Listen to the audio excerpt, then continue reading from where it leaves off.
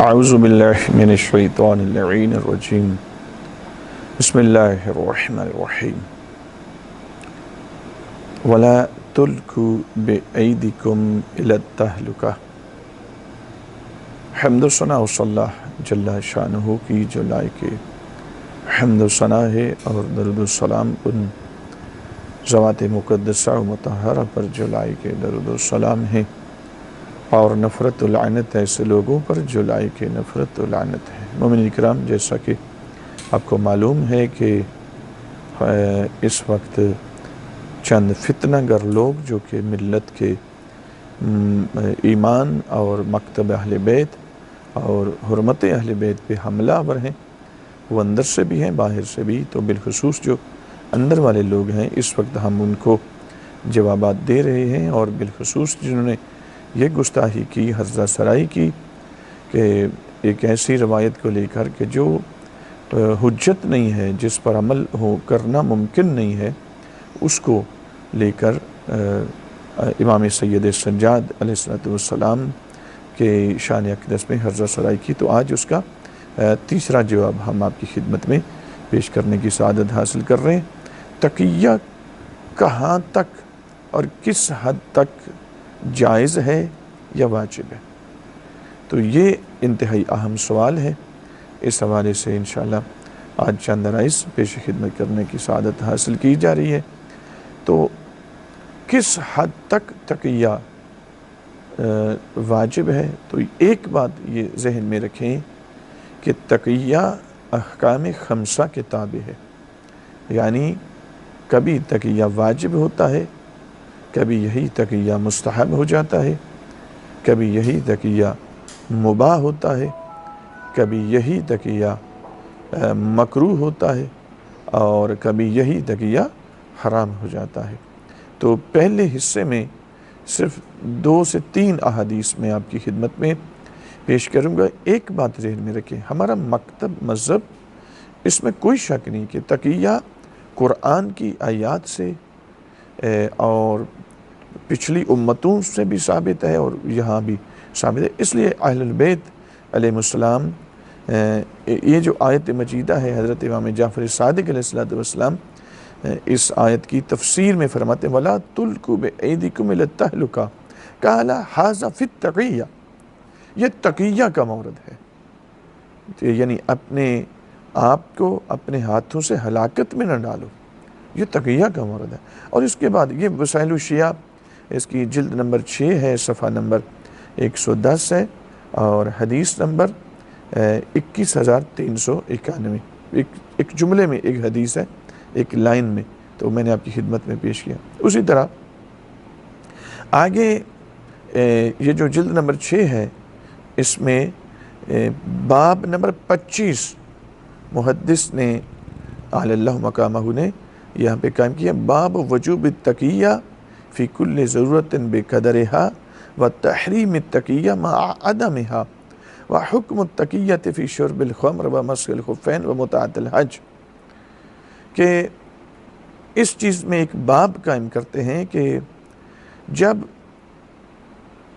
کوئی صورتحال اس طرح کی ناگہانی ہو تو اس سے بچنے میں تقیہ واجب ہے، اور اگر وہ صورت ختم ہو جائے، یعنی وہ خطرہ ختم ہو جائے، تو پھر تقیہ حرام ہے۔ تو یہاں پہ پورا باب قائم کرتا ہے، اور اس میں متعدد احادیث نقل کرتا ہے۔ یہاں پہ صرف ایک حدیث آپ کی خدمت میں ابتداءً کرتے ہیں پیش، تاکہ ذہن میں رہے کہ تقیہ کا منکر نہیں آپ نے ہونا۔ تقیہ اہل البیت علیہ السلام خود فرماتے ہیں، حضرت امام جعفر صادق علیہ السلام سے حضرت ابو بصیر رضی اللہ تعالیٰ عنہ امام جعفر صادق علیہ السلام سے یہ حدیث نقل کرتے ہیں کہ امام علیہ السلام فرماتے ہیں التقیۃ من دین اللہ، تقیہ اللہ کا دین ہے۔ قلت من دین اللہ، ابو بصیر کہتے ہیں میں نے کہا یا ابن رسول اللہ، کیا یہ اللہ کے دین میں سے ہے؟ قال ای واللہ من دین اللہ، مجھے اللہ کی قسم یہ دین خدا میں سے ہے۔ وَلَقَدْ قَالَ يُوسُف أَيَّتُهَا الْعِيرُ إِنَّكُمْ لَسَارِقُونَ وَاللَّهِ مَا كَانُوا سَرَقُوا شَيْئًا حضرت یوسف علیہ السلام نے جو اپنے بھائیوں کو کہا نا کہ تم نے سامان چوری کیا، یہ اسباب تقیہ کہا تھا، حالانکہ حقیقت میں انہوں نے چوری نہیں کیا تھا۔ اسی طرح حضرت وَلَقَدْ قَالَ ابراہیم علیہ السلام انی سقیم، میری جد ابراہیم علیہ السلام نے فرمایا تھا کہ میں بیمار ہوں، واللہ ما کان سقیما، جبکہ وہ بیمار نہیں تھے۔ تو یہ اس کی ایک تعویل موجود ہے۔ تو مطلب یہ ہے کہ پچھلی امتوں میں بھی رہا ہے، لیکن تقیہ کس حد تک جائز ہے اس کو سمجھنا بہت ہی ضروری ہے۔ تو پہلے نمبر پہ ہم آپ کی خدمت میں یہ عرض کریں گے کہ تقیہ کبھی واجب ہوتا ہے، کبھی تقیہ حرام ہوتا ہے۔ حضرت ابو القاسم الخوئی جو کہ بہت بڑے مرجع اور فقیہ اہل بیت گزرے ہیں، ان کی کتاب التنقیح، اس کی جلد نمبر 4 صفحہ نمبر 257 کے اندر پوری بات انہوں نے کی ہے۔ حضرت آیت اللہ جواد تبریزی بہت بڑے فقیہ، بہت بڑے مرجع، اس وقت تو دنیا میں نہیں ہے، ان کی کتاب ہے انوار الالہیہ۔ تو اس کے اندر اس کے صفحہ نمبر 230 اور 231 پہ اسی تقیہ کی بات کرتے ہیں، اور اس میں بھی انہوں نے بھی یہی مطالب بیان فرمائے ہیں جو حضرت ابو القاسم آغا خوئی علی اللہ مقامہ نے بیان فرمائے ہیں کہ تقیہ کبھی واجب ہوتا ہے اور کبھی حرام ہوتا ہے۔ تو وجوب کہاں پہ ہوگا؟ ایک بات ذہن میں رکھیں کہ اس کو سمجھنا بہت ضروری ہے۔ اہل البیت علیہ السلام اگر تقیہ کرتے ہیں تو زیادہ تر ہماری خاطر کرتے ہیں، نہ کہ اپنی ذات کی خاطر کرتے ہیں۔ ہاں، لیکن کس حد تک؟ جس طرح کہ انبیاء علیہ السلام نے بھی کیا، ایک خاص حد تک، نہ کہ ہر مورد میں۔ تو یہاں میں آپ کی خدمت میں 2 احادیث پیش کروں گا تاکہ آپ کے ذہن میں رہے کہ تقیہ کبھی حرام بھی ہوتا ہے اور کہاں پہ حرام ہوتا ہے۔ اس کے لیے یہاں پہ وسائل الشیعہ، اس کی جلد نمبر 6 باب وجوب التقیہ فی کل ضرورت بقدرہا و تحریم التقیہ مع عدمہا، یہ باب کا عنوان ہے۔ اس باب کی حدیث نمبر 6 ہے، اور ویسے وسائل الشیعہ کی حدیث نمبر اگر دیکھیں پوری کتاب کی تو حدیث نمبر 21,397 ہے۔ تو یہاں پہ مسعدہ بن صدقہ عن ابی عبداللہ علیہ السلام فی حدیث ان المؤمن اذا اظہر الایمان ثم ظہر منہ ما يدل على نقضہ خرج مما وصف واظہر وکان له ناقضا الا ان يدعي انہ انما عمل ذلك تقیۃ ومع ذلك ينظر فيه فإن كان ليس مما يمكن أن تكون التقية في مثله لم يقبل منه ذلك لأن التقية موازع من أزالها عن مواضعها لم تستقم له والتفسير ما يتقى مثل أن يكون قوم سوء ظاهر حكمها وحكمهم وفعلهم على غير حكم الحق وفعله فكل شيء يعمل المؤمن بينهم لمكان التقية مما لا يؤدي إلى الفساد في الدين فإنه جائز۔ میں اس خلاصہ اب یہ عبارت میں نے ساری پڑھ دی، انشاءاللہ یہ آپ کی سکرین پر بھی انشاءاللہ یہ حدیث پوری آ جائے گی۔ تو اس کا خلاصہ آپ کی خدمت میں پیش کرتا ہوں کہ امام جعفری صادق علیہ السلام اس حدیث مقدسہ میں بیان فرما رہے ہیں کہ تقیہ کے موارد ہوں، یعنی کوئی خطرہ پیش ہو اور یہ خطرہ آپ کی صرف جان کو ہو تو یہاں تقیہ لازم ہے، لیکن اگر یہی خطرہ آپ کے تقیہ کی وجہ سے سرایت کر دے فساد فی الدین میں تو یہ آپ کا تقیہ جو ہے وہ جائز نہیں ہے۔ یعنی اس حد تک، اس وقت تک تقیہ جائز ہے جب تک فساد فی الدین لازم نہ آتا ہو، اس وقت تک جائز ہے۔ لیکن اگر تقیہ کریں اور اس سے دین فاسد ہو جائے تو یہاں تقیہ جائز نہیں ہے۔ حدیث کا نمبر میں نے بتا دیا۔ ایک اور حدیث آپ کی خدمت میں پیش کرتا ہوں، اسی باب کی، وسائل الشیعہ جلد نمبر 6 باب کی حدیث نمبر 9 ہے، اور وسائل الشیعہ میں جو ترتیب کے اعتبار سے حدیث ہے وہ حدیث نمبر 21400 ہے۔ تو یہاں حضرت امام حسن عسکری علیہ السلام اس حدیث کو بیان کرتے ہیں کہ میری جد امام رضا علیہ السلام کے پاس شیعوں کی ایک جماعت آئی تو امام نے ان سے ملنے سے انکار کر دیا۔ فَقَالُوا يَبْنَ رسول اللہ ما هذا الجفاء العظیم والاستخفاف بعد الحجاب الصعب۔ امام فرماتے ہیں اے رسالت امام سے ان لوگوں نے کہا، جب امام نے ان سے ملنے سے انکار کر دیا تو انہوں نے کہا اے رسالت امام کے بیٹے، یہ کیا جفائے عظیم ہے کہ ہم اتنے دن آپ کی خدمت میں حاضر ہوتے رہے لیکن آپ نے ہمیں شرف زیارت نہیں بخشا۔ قال لدعواکم انکم شیعۃ امیر المؤمنین علیہ السلام وانتم فی اکثر اعمالکم مخالفون ومقصرون فی کثیر من الفرائض وتتہاونون بعظیم حقوق اخوانکم فی اللہ وتتقون حیث لا تجب التقیہ۔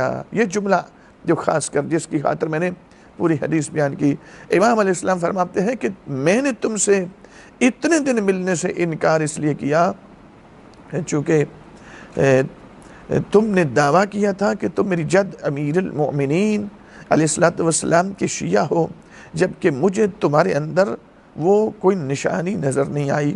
تم اکثر تمہارے اعمال جو ہیں وہ ہیں جو ہمارے مخالفین کرتے ہیں، اور جو فرائض ہیں ان کی ادائیگی میں تقصیر کرتے ہو، یعنی انہیں کما حقہ ادا نہیں کرتے۔ وَتَتَحَوَنُونَ بِعَظِيمِ حَقُوقِ إِخْوَانِكُمْ فِي اللَّهِ وَتَتَّقُونَ حَيْثُ لَا تَجِبُ التَّقِيَّةُ، اور وہاں تقیہ کرتے ہو جہاں تقیہ واجب نہیں ہوتا۔ یعنی یہ حدیث نے واضح کر دے وَتَتْرُكُونَ التَّقِيَّةَ حَيْثُ لَا بُدَّ مِنْهُ، اور جہاں تقیہ لازم ہوتا ہے وہاں تقیہ ترک کر دیتے ہو۔ تو اس کا مطلب یہ کہ اس حدیث نے بھی اور واضح کر دیا کہ تقیہ کی شرطیں ہوں گی تو تقیہ ہوگا، لیکن اگر تقیہ کی شرطیں نہیں ہیں وہاں پہ تقیہ کریں گے تو اہل البیت علیہ السلام آپ کے کسی عمل کو قبول نہیں کریں گے، خدا قبول نہیں کرے گا۔ اس لیے امام رضا علیہ السلام نے ان سے ملنے سے انکار کر دیا۔ تو یہاں پہ میں نے بہت زیادہ حدیث آپ کی خدمت میں پیش کی جا سکتی ہیں۔ کہیں پہ امام فرماتے ہیں التقیۃ دینی و دین آبائی، تقیہ میرا دین ہے، میری جد میرے آبا و اجداد کا دین ہے۔ اس لیے بہت زیادہ احادیث اس سلسلہ میں پیش کی جا سکتی ہے۔ تو اب آ جائیں کہ کہاں پر تقیہ حرام ہے اور کہاں پر تقیہ واجب ہے۔ چند چیزیں، اشارہ تو ان احادیث کے اندر ہو گیا، لیکن چند چیزیں آپ کی خدمت میں پیش کرنے لگا ہوں کہ پہلے نمبر پر جہاں پہ چند موارد میں پیش کرتا ہوں جہاں پہ اگر ان میں سے کوئی ایک مورد بھی پیش آ جائے تو تقیہ جائز نہیں ہوگا، تقیہ حرام ہو جائے گا۔ نمبر 1، اس میں احلال و اندراس و محو الدین، یعنی جب دین کے مٹنے کا خدشہ ہو تو وہاں پہ تقیہ کریں گے تو تقیہ حرام ہو جائے گا۔ نمبر 2، ظہور الباطل، جب آپ کے تقیہ کی وجہ سے باطل ظاہر ہونا شروع ہو جائے اور باطل غالب آنا شروع ہو جائے، تقیہ حرام ہوگا۔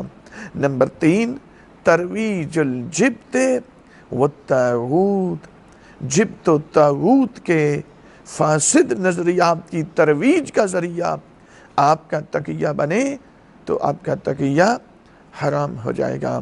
نمبر 4، ضرر عام ہو، یعنی تقیہ ایک بندہ کرے اور پورا معاشرہ یا اکثر لوگ یا دوسرے لوگ اس کے تقیہ کی وجہ سے فساد اور ضرر کا شکار ہو جائیں، تو یہاں پہ تقیہ ضرر عام ہو تو تقیہ حرام ہوگا۔ نمبر 5، استمرار الفساد، یعنی فساد جاری ہو جائے، یعنی تقیہ ایک بندہ کرے اور اس کے تقیہ کی وجہ سے وہ فتنہ بڑھتا چلا جائے تو اس مورد میں بھی تقیہ حرام ہوتا ہے۔ اور پھر نمبر 6، ضیاء النفس المحترمہ دون النفس، یعنی آپ کے نفس کی بجائے آپ تقیہ کرتے ہیں اپنی جان بچانے کی، لیکن آپ کے تقیہ کی وجہ سے اور لوگوں کی جانیں ضائع ہونے کا خدشہ ہے تو یہاں بھی تقیہ جائز نہیں ہوگا۔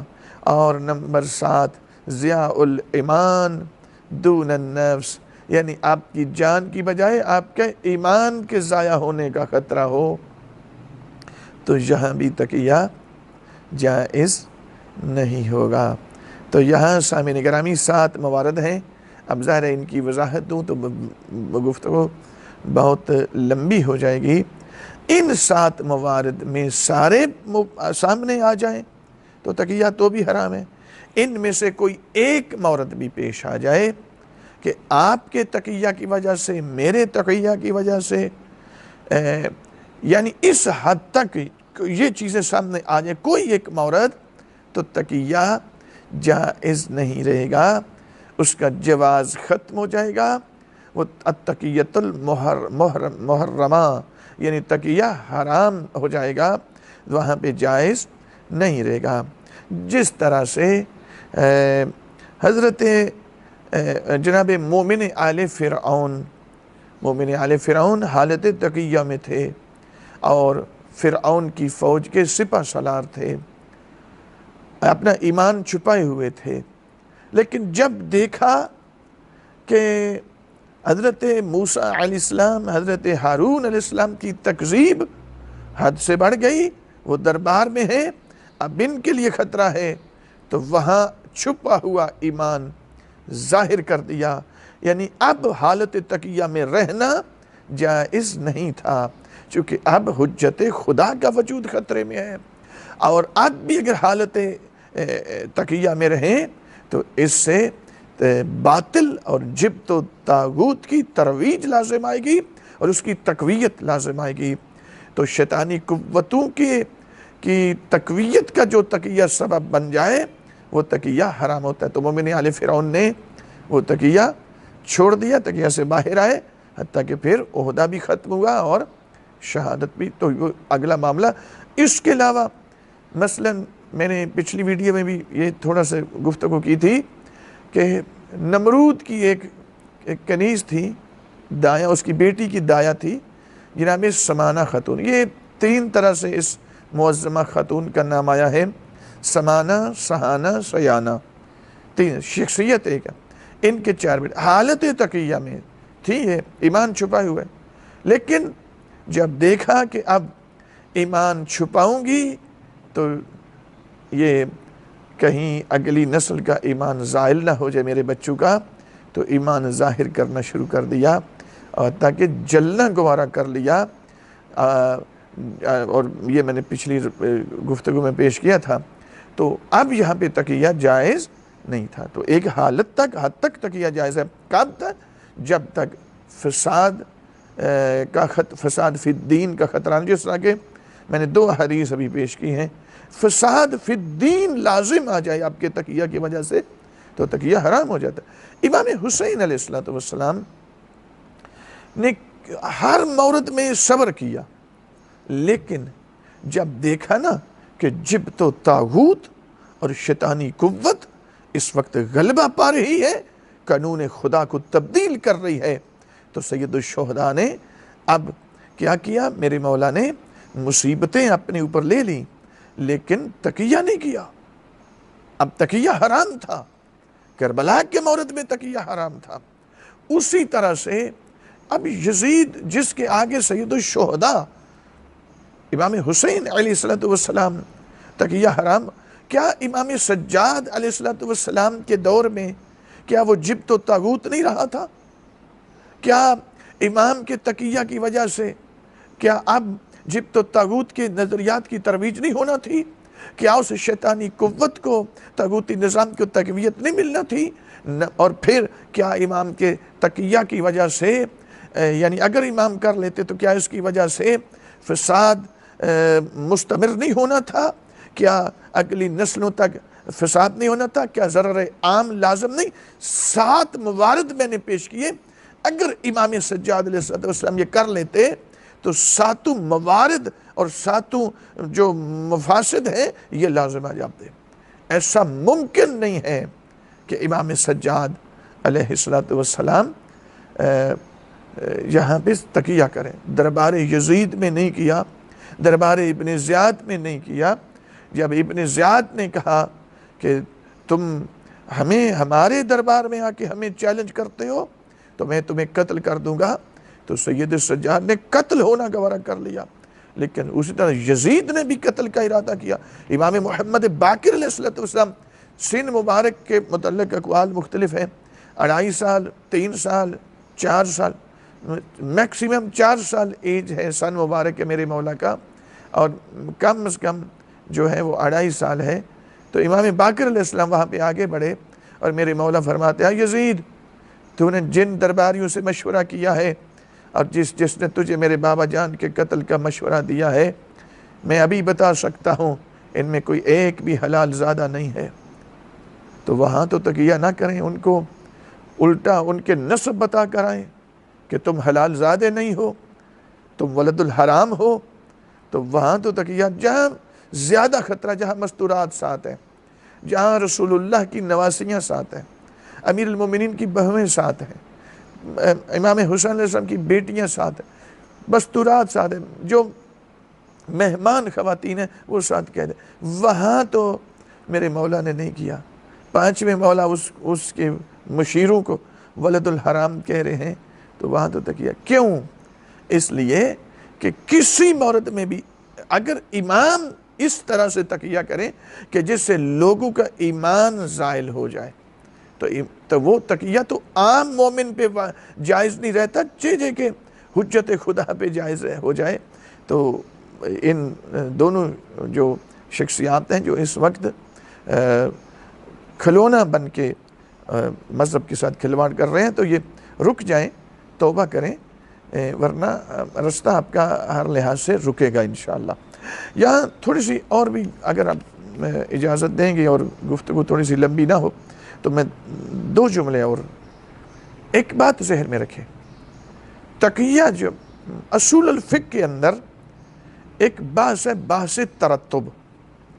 بحث ترتب کیا ہوتا ہے؟ ترتب میں 2 چیزیں سامنے ہوتی ہیں، ایک وہ جس کی اہمیت زیادہ ہو، ایک وہ جس کی اہمیت کم ہو، یعنی اہم اور مہم۔ اہم وہ جس کی اہمیت زیادہ ہوتی ہے، مہم جس کی اہمیت کم ہوتی ہے۔ جب یہ اہم اور مہم کے درمیان یہ معاملہ دائر ہو جاتا ہے، امر دائر ہوتا ہے، تو یہاں پہ اہم کو ترجیح دی جاتی ہے۔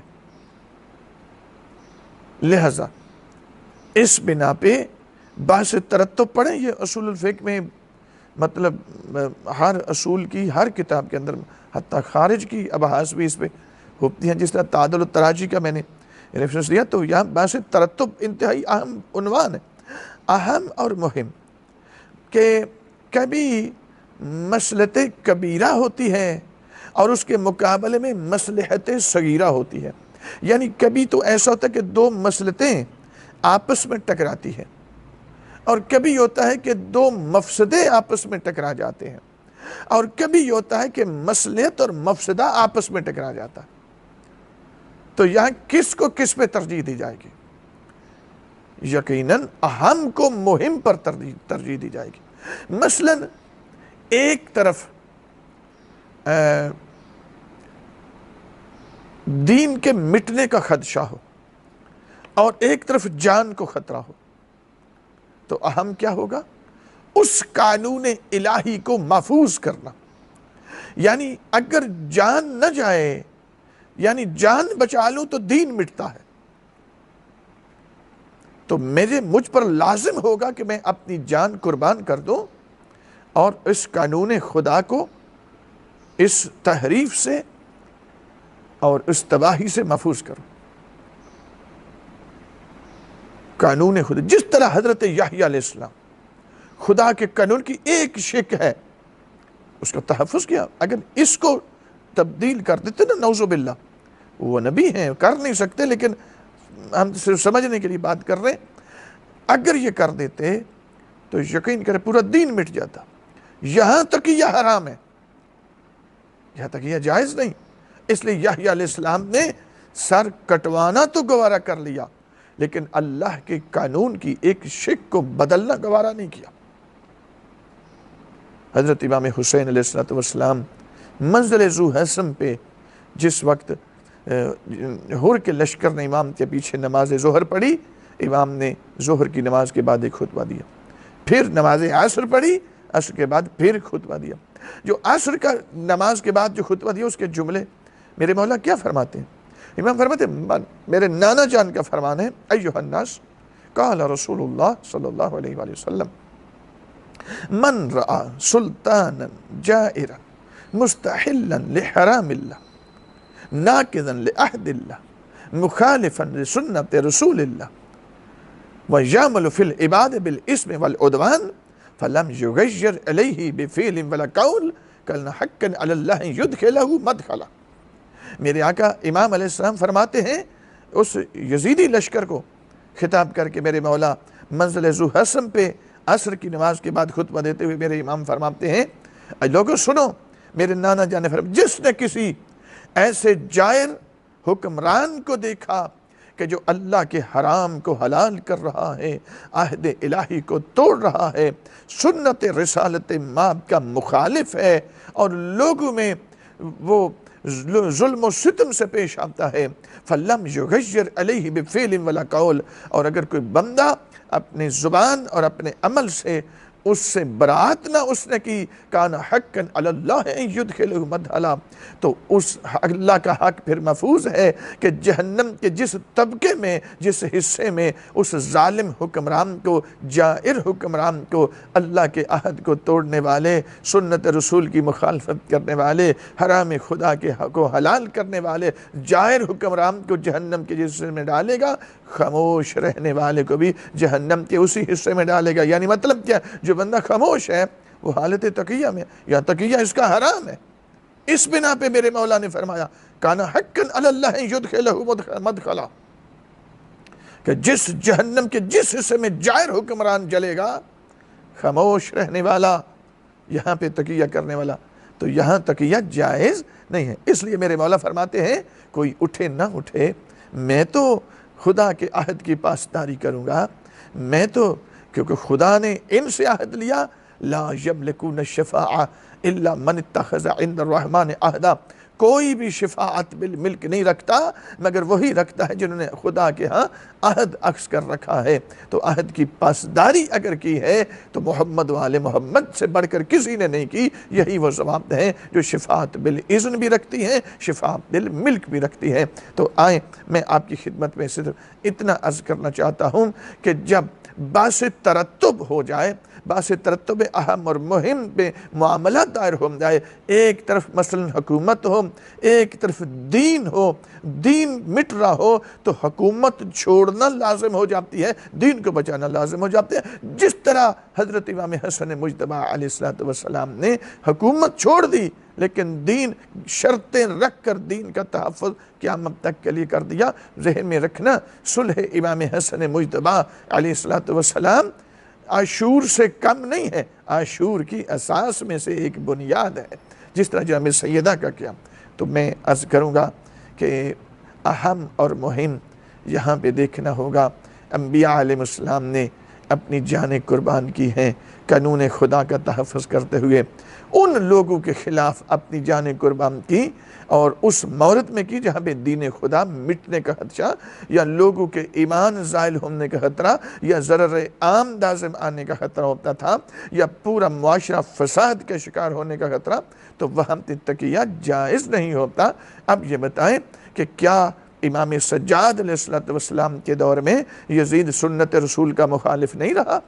اب وہ سنت رسول کا کیا پابند ہو گیا تھا کربلا کے بعد؟ اگر پابند ہوا تو واقع حرہ کیوں ہوا؟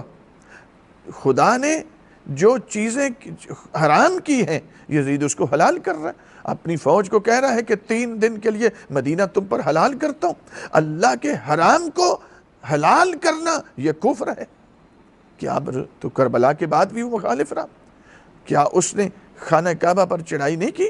وہ حاجی نہیں ہے، وہ خانہ کعبہ کی بے ادبی اور بے حرمتی کروانے والا۔ تو کیا اب یقیناً امام سید سجاد علیہ السلام کے زمانے میں بھی وہ اسی طرح ہے، وہ سنت رسول کا مخالف ہے؟ تو یہاں بھی جس طرح امام حسین علیہ السلام کے زمانہ میں تقیہ حرام تھا، اسی طرح سید سجاد علیہ السلام کے دور میں بھی یزید کے مقابلے میں تقیہ حرام تھا۔ یہ کر نہیں سکتے، لذا ایسی روایت مردود ہوگی، چونکہ اس کے مد مقابل گونا گو روایات ہیں جو میں نے آپ کی خدمت میں چند ایک تقیہ کے مورد سے مربوط پیش کی ہیں۔ پروردگار ایسے فتنہ گر لوگوں سے ہماری ملت اور مسلک اور مذہب کو